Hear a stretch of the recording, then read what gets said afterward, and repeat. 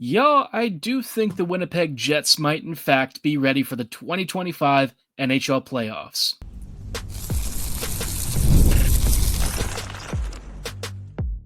You're Locked On the Hockey Jets, your daily podcast on the Winnipeg Jets, part of the Locked On Podcast Network, your team every day. Hey friends, and welcome to tonight's episode of Locked On Winnipeg Jets, part of the Locked On Podcast Network, your team every day. I'm your host, Harrison Lee, an avid Winnipeg Jets fan and an online blogger. You can follow me on Twitter at HLivingLoco and at LO_Winnipeg Jets. Thanks for making Locked On Jets your first listen of the day every day. If you enjoy what you're hearing, be sure to like, follow, and subscribe on all of your favorite podcasting platforms and YouTube. Doing so, of course, is always free of charge and ensures you never miss another episode.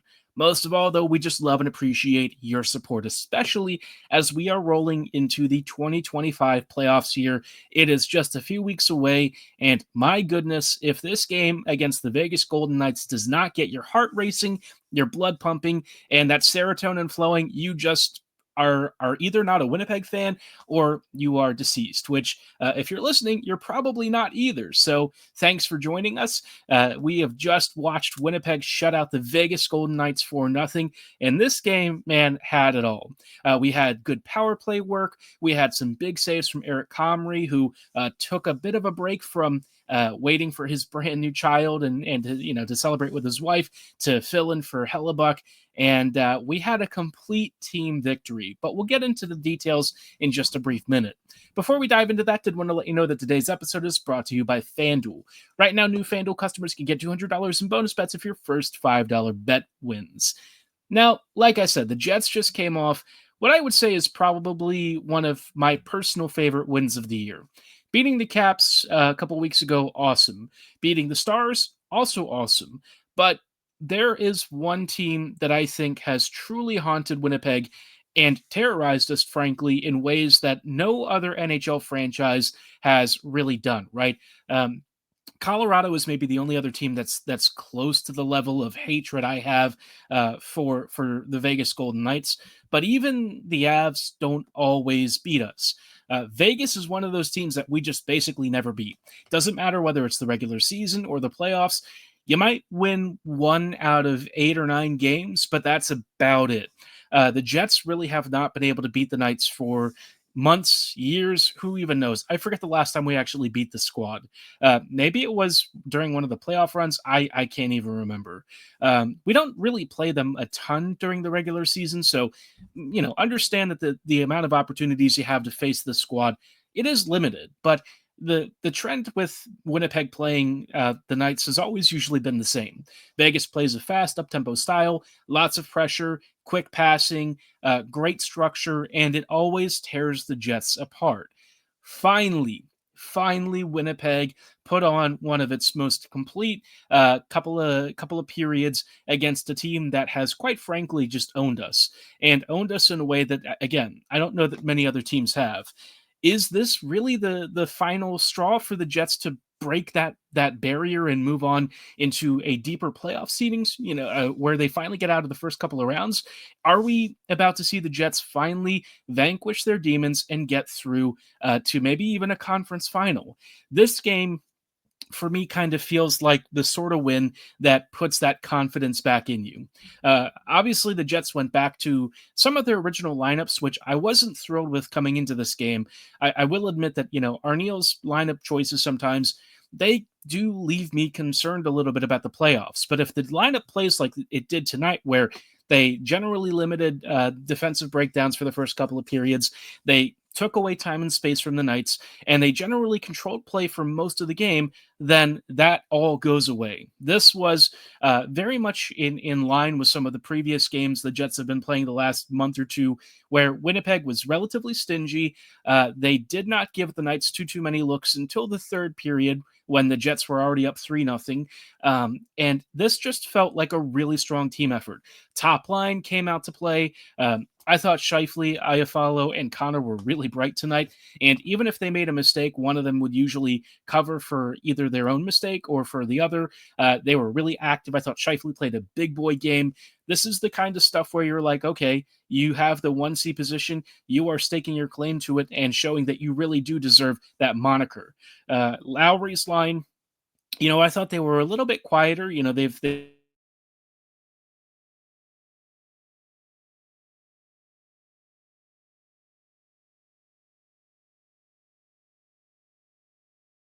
opportune time to do so. And obviously, once the Jets were up 2-0, a lot of confidence, right? You're playing with house money, but a 2-0 lead against Vegas isn't secure. So, what do the Jets do? Well, they head into the second period, and finally, on a power play where we saw Arneal and Payne make a bit of a change, they swapped Iafallo and Perfetti on both units. It actually, I thought, had a really profound impact, as even on the first unit, right? The first unit didn't score, but I thought that they looked really fast, and I thought their puck movement was great. A little unpredictable at times, and it did lead to one or two turnovers, but for the most part, I liked that first unit. The second unit, very straight to the point, very direct, attack the net, have a couple of good set plays, and one of those set plays from Appleton along the half wall finds Colin Miller, and Miller, I thought, just absolutely destroyed the puck. He, I think, has been a little bit frustrated with his up and down play the past couple of games. He absolutely wanted to atone for some of the mistakes he's made recently and did so in very triumphant fashion. Niederreiter also quietly recording his second point of the game. Nice to see. I think he's been a little quiet recently, so always good that he remains engaged and active in the offense. But the icing on the cake, final period, Cole Perfetti notching an empty netter. We love to see it. Very cool that Arneal does trust Perfetti a lot. Cole is already almost to his career high in goals of 19. One more and he'll match it. Then I could see him actually breaking it with the remaining games. He's been on fire, 3-game goal streak. I thought he had another hardworking game. He and Ehlers, I thought, combined for some really good plays. Nemesnikov, a little bit quieter, just, trying to keep up. But overall, man, what a strong effort.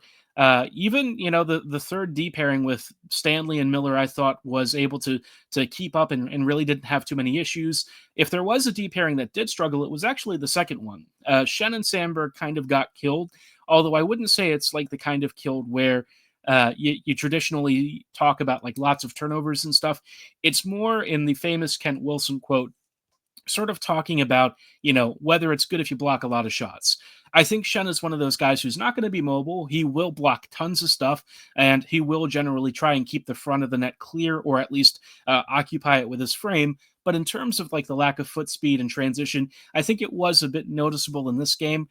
Again, I think he's still probably a guy that you want on your third pairing. I would trust him to make safer plays than either a Stanley or Fleury. So I think in that respect, he's already earned that trust. It's just one of those things to kind of keep an eye out for. And really, on a night where the Jets, I thought, were really strong for about 35 to 40, maybe even 45-ish minutes, really just a small footnote.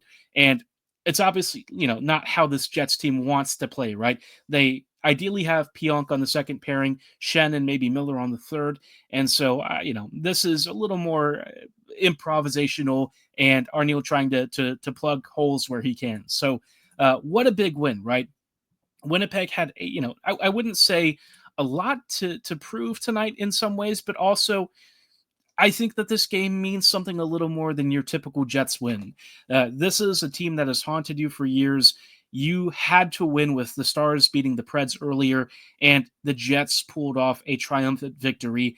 It feels so friggin' good, man. I can't even begin to tell you. And I think it just proves that the Jets have started to play a particular style that I think is really setting them up for playoff success. We'll chat about that in just a little bit, but before we do, did want to let you know about our friends and partners at 5 Hour Energy. Daylight savings snuck up on us again, and if you're feeling that lost hour of sleep, 5 Hour Energy has your back. The extra sunshine means more time for fun, but sometimes you need a little boost to power through.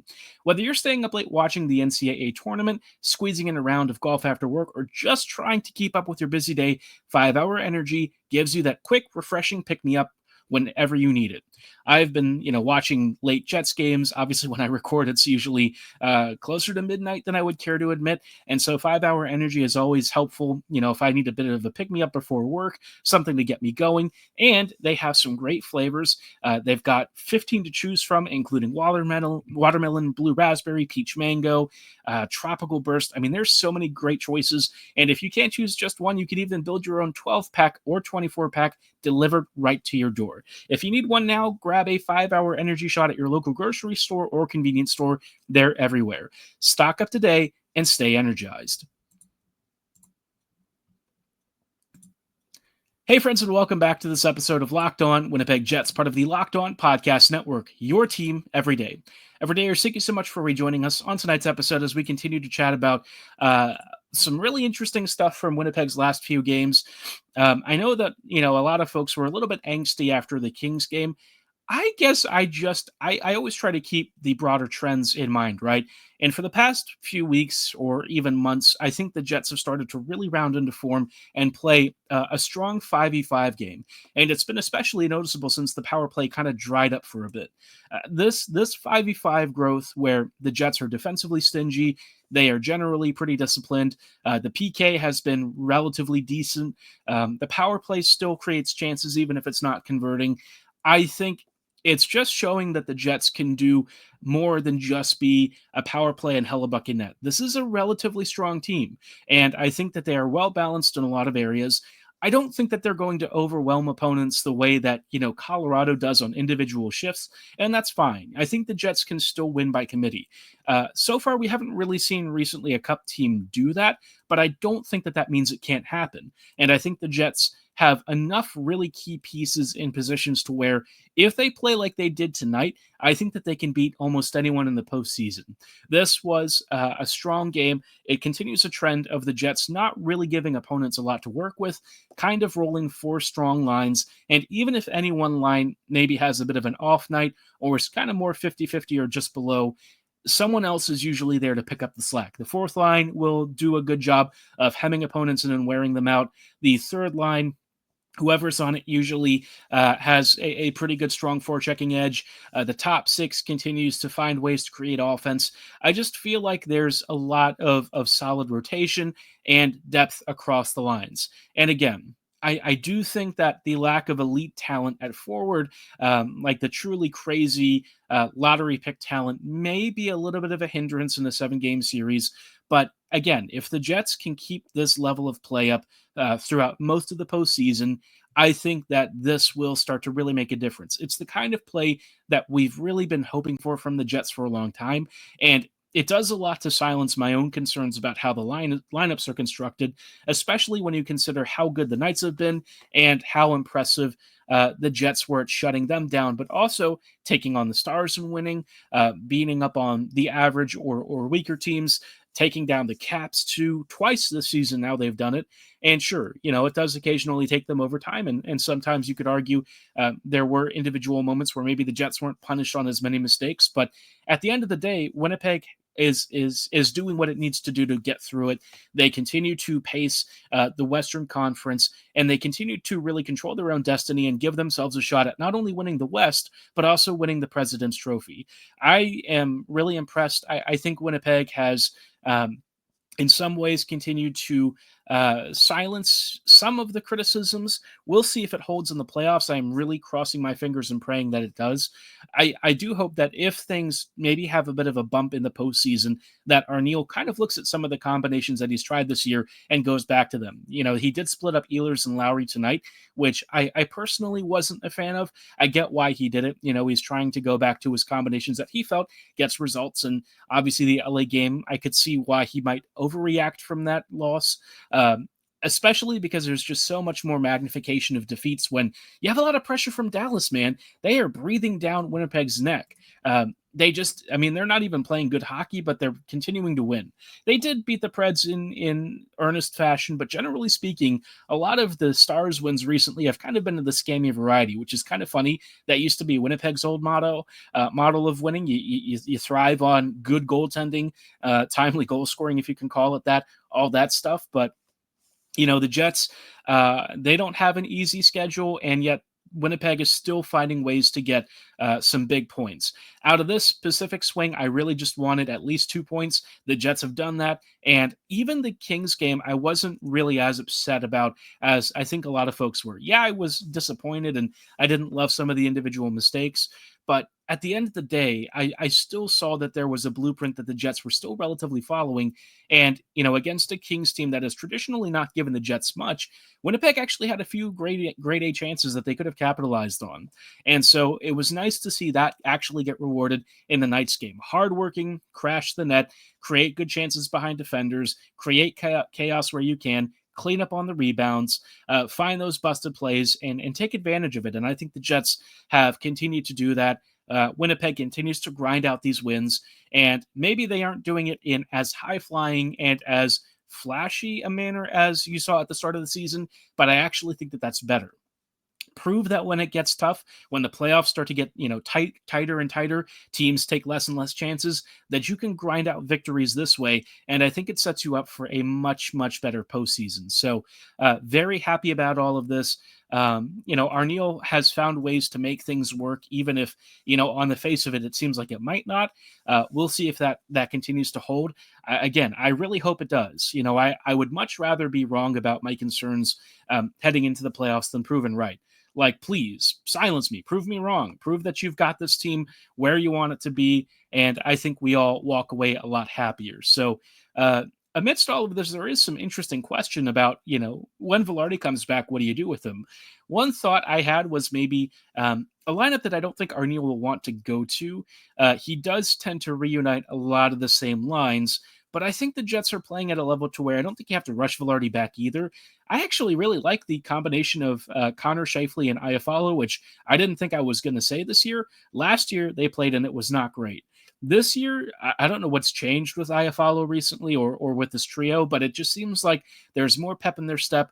I think KFC back-checking and being more of a defensive presence and keeping the puck out of the defensive zone has made a considerable impact here. It lets Iafallo have to do less of that. He can offer a little more offensive support, and so this trio might be humming a bit more than it would last year. But overall, man, I just think that the team playing like this, even without one of their biggest power play and 5v5 scores, is great news. I would honestly like to see Vilardi in the middle six. I think if you could make a top nine where you just give so many teams matchup problems, it would really help compensate for the lack of the McKinnon or McDavid types, right?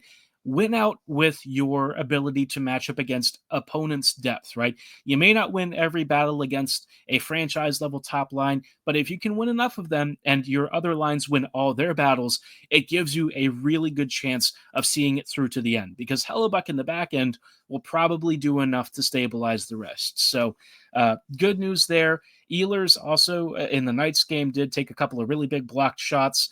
Thankfully, it sounds like he'll be okay, so not too worried about that. He should be back hopefully for the weekend, or if he misses a game, maybe back early next week. But yeah, I've come away with this recent stretch feeling a lot better about how the Jets have played recently. You look at some of the concerns from last year and previous seasons where Winnipeg would sometimes walk into the playoffs with some big wins. I mean, we saw that last year where they smacked around the Avs right before, and then they got into the playoffs and Colorado promptly reminded them who, the little bro was. But I didn't really get that sense with this year's team. I just feel like there's something a little bit different about this squad that maybe feels like we're finally turning a bit of a corner, right? We didn't have the January collapse. We haven't had some of these stumbles in form recently that you usually associate with the Jets at this time of year. Usually in past years, Winnipeg's 5v5 play has actually dipped now. The Jets are actually starting to improve and peak. So that for me is great. The power play is starting to find its footing again. That's awesome. There's just, I think, a lot of reasons to be more optimistic. I know that, the pressure of having to win the West and facing a Dallas team that just won't drop points is super frustrating, but I don't know.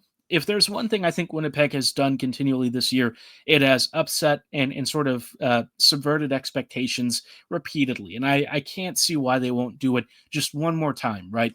Will it be enough to win a cup? I don't know. I can't see into the future, but I will tell you that I feel a lot better about this team than I have in previous seasons. Again, I don't know what it is. There's just something tight about it this year. I look at all their opponents, and I think that all of these teams have, bigger flaws this year than they maybe have in the past. Colorado and Vegas are maybe rare exceptions. But even then, the Jets have been able to beat both, and they actually have won the 5v5 battle in a couple of these games. The Knights win, obviously, relatively recent, so let's not get excited about having to potentially face Vegas later in the playoffs. But yeah, I mean, it's just if this win and sort of the recent stretch of games doesn't make you feel good about the Jets, you might need to recalibrate some of your expectations. I've had to do that over the years. There's a certain part of me that's kind of like, having to let go of certain quibbles and qualms I've had about this team, but I'm always glad when they can continue to deliver good results like this and show a good process as well. So great win, great recent form, and now the Jets can continue that against a Utah team that has been a little bit up and down, right? We'll chat about what to expect from this Utah squad and how they might be lining up in just a brief moment. But before we do, did want to let you know about our friends and partners at FanDuel. March Madness is finally in the final four stages, and FanDuel is giving you the chance to get in on the action right now. New customers can get $200 in bonus bets when your first $5 bet wins. That's 200 extra bucks to use on everything from buzzer beaters to who's cutting down the nets to who will finally hoist the trophy amidst all. Now, as a Maryland fan, my tournament on both the men's and women's side was relatively short. We made it to the Sweet 16. It ended there. But maybe you feel that one of these tournament favorites, whether it's Florida or some of these other squads, really has the best chance among the finalists. Well, the only way to get in on the action is to download and create an account with the FanDuel app. It's safe, secure, super easy, and when you win, you get paid instantly. There's no waiting around. And with the Final Four finally upon us, this is a great time to get in on the action. I highly recommend it, and the only way you can do it is by visiting FanDuel.com to get in on the final days of March Madness right now. Hey, friends, and welcome back to these closing thoughts on tonight's episode of Locked On Winnipeg Jets, part of the Locked On Podcast Network, your team every day. Thank you so much for rejoining us on tonight's episode as we are just closing out with some thoughts ahead of Winnipeg's matchup tomorrow against Utah. This Utah club is a team that actually does play a surprisingly difficult style for the Jets to occasionally handle, but after such a triumphant win against Vegas, you just have to feel good about Winnipeg's odds. Utah in their last 10 games has been all over the place.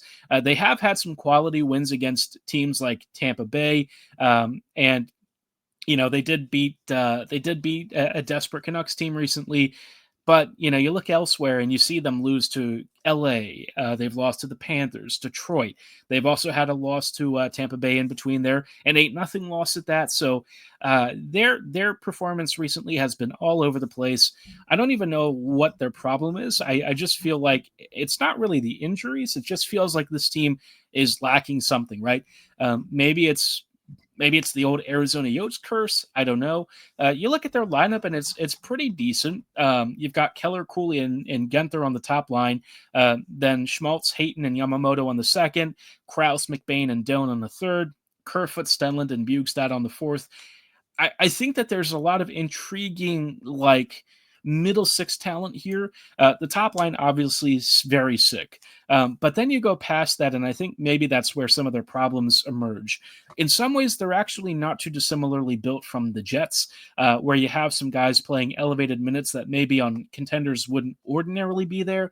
But where I think, Utah tends to differ is that the Jets are really tight defensively. Utah is not. I think that they do play a fast style that's given Winnipeg fits in the past, but usually the Jets have been able to see off this team, whether it exists as the Utah iteration or the previous Arizona version. The Jets usually get the job done. Now, I will say that since getting healthier, their blue line is definitely a little more mobile. Sergachev and Marino are on the first pairing. Cole and Dursey are on the second. And Mata and Kesselring are on the third. But I don't know. I have a hard time really being too worried. The only thing that the Jets might have to really contend with is Karel Vejmelka. He always gives Winnipeg a ton of problems.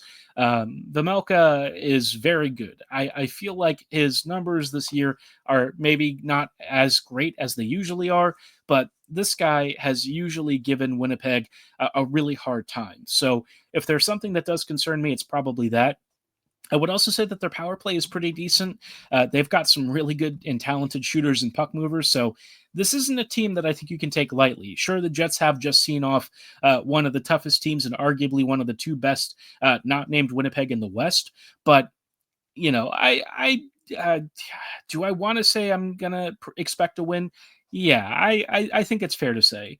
I could see the Jets winning like 4-1 or 4-2, maybe more like 4-2 or 4-3. Utah probably will get a couple of past, either Hellebuck or Comrie, whoever starts. I would imagine it's Hellebuck with Comrie having taken tonight's game and his wife due pretty soon in the next couple of days. So the Jets have a pretty good opportunity. But after such a big week of games and performances where, the Jets have now come out vanquishing one of their biggest playoff and regular season demons, I don't see why the Jets can't continue it against Utah. I am interested to see if Winnipeg tweaks any of the Jets lineup. I can't really imagine that they will. I think that they'll probably go with the same trios that they've been using against Vegas because, it worked. Personally, I would like to see Lowry back with Ehlers again. I think that duo works really, really well. And it would be extra cool if you could do something like Ehlers, Lowry, and Perfetti. I would be very intrigued to see how that works. But, it's not a necessity. It would just be not the worst idea to find out if maybe that helps. Vlad's doing the most that he can to try and keep up. But I think you saw even in the Vegas game, he wasn't always available in the play. And sometimes he has to keep it a little bit simple, whereas Ehlers and Perfetti are just doing all this crazy stuff. And I think Lowry is one of the few forechecking, two-way centers that actually is also smart enough to make it to take advantage and be spatially aware to get into those spots where he can be an impact player alongside skill like that. So there's real reason to give it a shot. I know that Arniel probably won't, so I'm not going to get my hopes up, but we'll see, right? But I would expect pretty much the same lines and combinations that the Jets have been winning with to continue here going forward. So that may have to necessitate something of a thought process with the third D pairing, because I do think Schenn and Miller for the playoffs is probably my preferable pairing once Pionk is back. Neal's still kind of, just getting his toes wet, really, dipping his toes in the pool of getting back on his skates and everything. So it's not super close, but heading into the playoffs, maybe we'll see him, the game or two before the season ends, so we can see what maybe this new look blue line is supposed to look like at full health. So, in the meantime, the Jets still have lots of business to take care of. Go into Utah, get 2 points, keep up your winning ways. Dallas doesn't seem like they're slowing down. All these teams in the West continue to do really well. It sucks that we're not in the East where it's basically a cakewalk, but I will say that this Crucible has probably forged a stronger team out of this Jets squad as a result. And man, what a ride it's been. Let's just keep it going for a bit longer. I want this to go into June. I want to see us in a cup final. The city deserves it. The fan base deserves it. I've said that so many times this year. I really feel like maybe, just maybe, this is a season where we finally bust the hump. But let me know how you're feeling about all this. Drop your thoughts and comments below or at my social medias at HLLivingLoco and at LO_Winnipeg Jets. For tonight's episode, though, that's going to be all the time that we have. Thanks for listening. Have a great night. We will see you next week with recap of the weekend action. But then for tonight, that's all the time that we have. See you then. Have a great night. And as always, go Jets go.